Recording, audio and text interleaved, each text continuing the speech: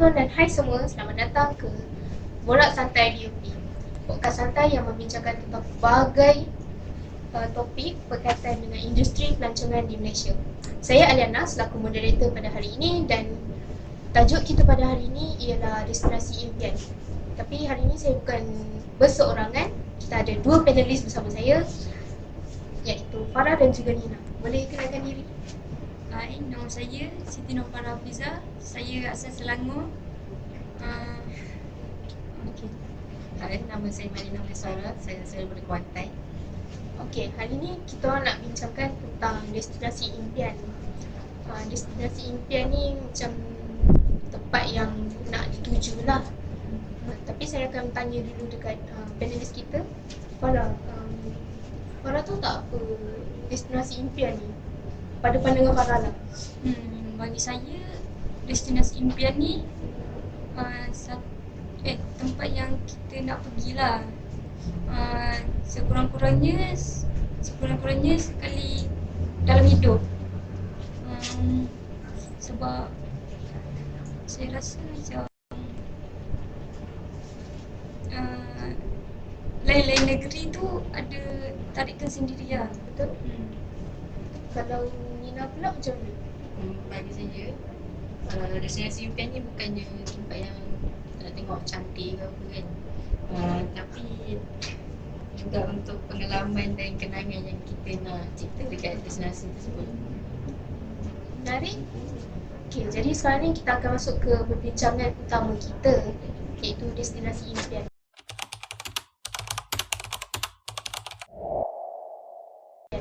Boleh saya tanya Nina lah terlebih dahulu, apa destinasi impian yang Nina nak pergi sebenarnya? Destinasi impian saya Sabah, sebab saya tertarik sangat dengan keindahan alam semula jadi diorang. Macam Gunung Kinabalu dan pulau-pulau yang cantik dekat sana, macam Pulau Layang-Layang dan banyak lagi. Lepas tu macam makanan diorang pun saya teringin nak cuba. Kalau bercuti dekat Sabah, ada ke dia punya kebaikan atau keburukan? Ada kebaikan dia, kita dapatlah tengok keindahan alam semula jadi tu. Bukan macam keburukan pula, kita dari kos penerbangan lah, macam kita nak pergi ke Sabah tu, kos dia agak tinggi. Boleh saya tanya Farah pernah pergi ke Sabah atau Sarawak sebelum ni? Setakat ni tak pernah lagi lah. Sebab tak ada duit. Kalau macam tu saya nak tanya Farah pula, apa destinasi impian yang Farah nak sangat? Destinasi yang saya sangat nak pergi adalah Kelantan. Sebab bagi saya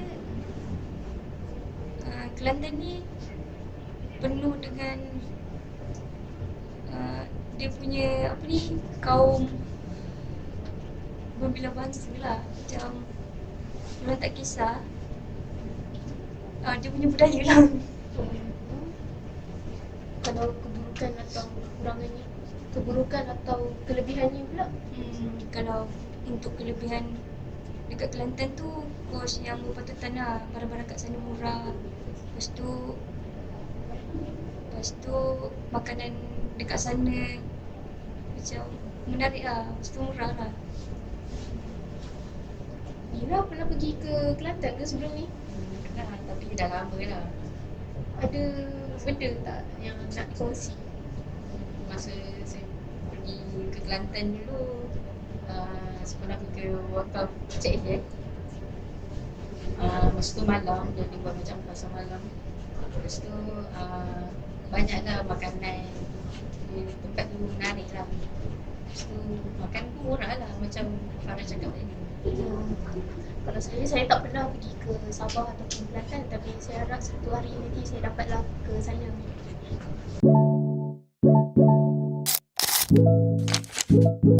Okey, kita kembali lagi dalam segmen seterusnya. Macam dalam perbincangan kita tadi tu, kita dapat tahulah tempat yang panelis kita ni nak pergi ada tarikan tersendiri. Kalau macam tu saya nak tanyalah dekat Nina dan juga Farah, macam apa nasihat dekat pendengar setia kita untuk diorang merealisasikan destinasi impian diorang? Bagi cadangan saya kepada para pendengar lah, supaya buat perancangan lebih awal dari segi bajet dan teratur, dan supaya perjalanan tu teratur. Selain itu, penting juga untuk kita jaga adab dari segi pengakuan dan bahasa, serta menghormati budaya tempatan ketika kita melancong. Sebagai penutup, destinasi impian ni macam melambangkan cita-cita dan minat seseorang lah dalam dunia pelancongan. Dengan perancangan yang baik, destinasi mereka boleh direalisasikan dengan baik.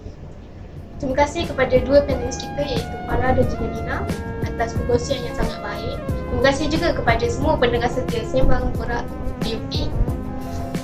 Terima kasih. Assalamualaikum dan selamat melancong.